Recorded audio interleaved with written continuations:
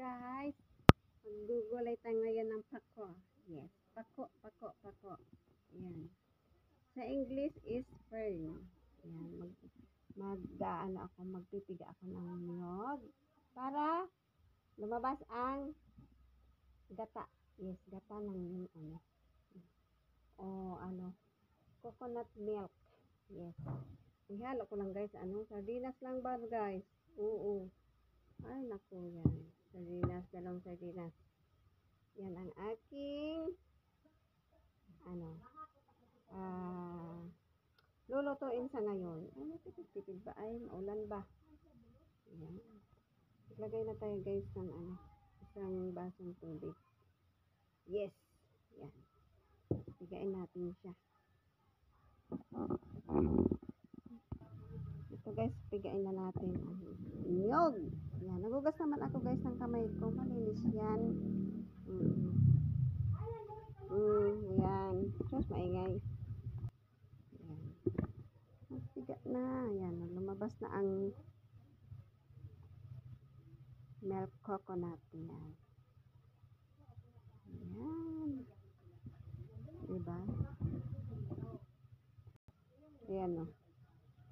Yan. Piga-piga. Pag may time. Yan guys. Yan. Lutong probinsya ba guys? Yan o.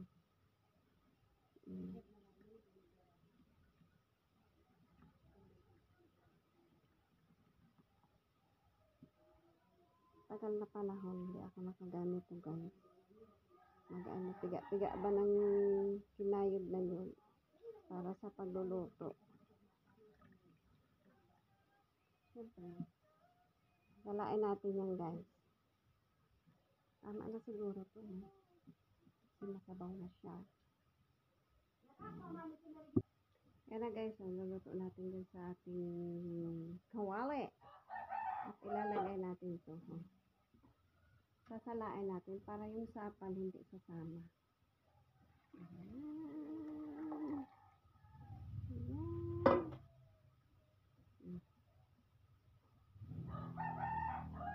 Yes. Tama na to. Yes, tama na to. Yes. Ayan guys, sinindihan ko ng apoy. Tama na yan. May na siya guys, may asin na, may sibuyas bawang. Gagawin natin, papakuluan lang natin to. Saka lalagyan natin ng titimplahan lang ba? Yan. Ayan guys, continuous lang ang halo para hindi siya maglabnaw ba guys. Ayan. Hindi na ako guys nagpiga ng uli kasi yung pako nagtutubig yan siya guys. Pag nilagay mo yung pako, magdadagdag yan ulit ng tubig. Kaya ayan. Maglagay ako guys ng magic sarap. Yes. Ang mamagikin ng sarap. Hoy koy. Oh no. Ang lutong gulay ni Edna. Yes. Probinsyang probinsya. Lutong gulay, masustansya. Sa English yan is fern. Yes. Pwede mo rin siya guys isalad. Yan. Sinasalad man talaga yan. Kahit nga mo lang yan. So, yan, pakuluan mo ng 30 seconds. Tapos pigaan mo ng kalamansi. Yan. May salad ka na. Oh no. Ang ilalagay ko lang guys na sardinas kasi ang mahal-mahal ngayon dito ng isda. Siging ulan. Buti nga guys, itong pako binigay yan ng may nagbigay sa amin dito. Oo, libre na. Hindi ka na pupunta sa gubat para mamako ba. Oo, nilibre kami. May nagkawang gawa ba? Binigyan kami ng pako. Diba? Ang ganda nga yan. At least, diba? Mga ano pa, mga malapit pang kamag-anak namin. Bibigyan kaming pako. Yes.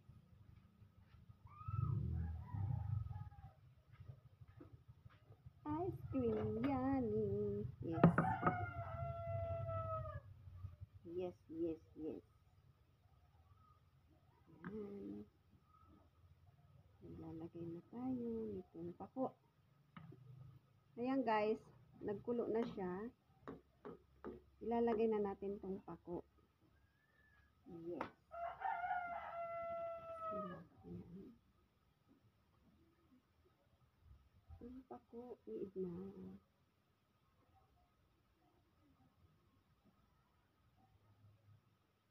Medyo madilim guys, pasensya na kasi marami kaming sinampay. Almost 2 months na daw na nag-uulan dito. So, yan. Halos lahat ng bahay may sampay. Hindi siya na hindi siya na tutuyo. Pag nakatulo na ba yung sinampay nila, ipapa-electric pa namin. Yung iba pinaplansya, yan.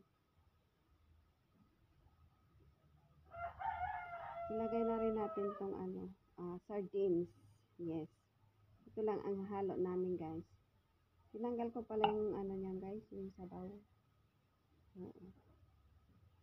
Kasi mas masarap yung laman lang. Yan. Ang sardines ni Edna. Yes, haluin natin. Halo-halo. Dandahan. Para hindi siya madurog.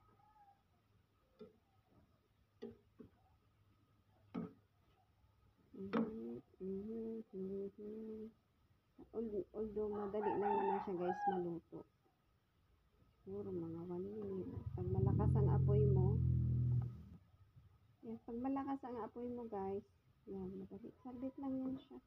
Ito na. O diba guys, nag-ano siya, nagtubig. Nagtubig siya guys.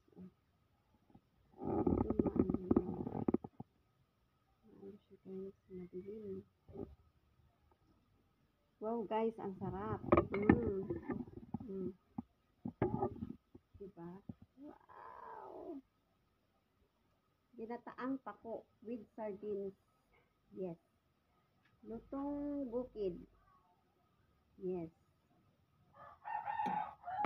Simpleng gulay pero masustansya siya guys. Okay guys, hanggang dito na lang ang aking vlog. See you sa susunod kong upload guys. Salamat na marami. Hope na magustuhan niyo siya. I love you all. Thank you and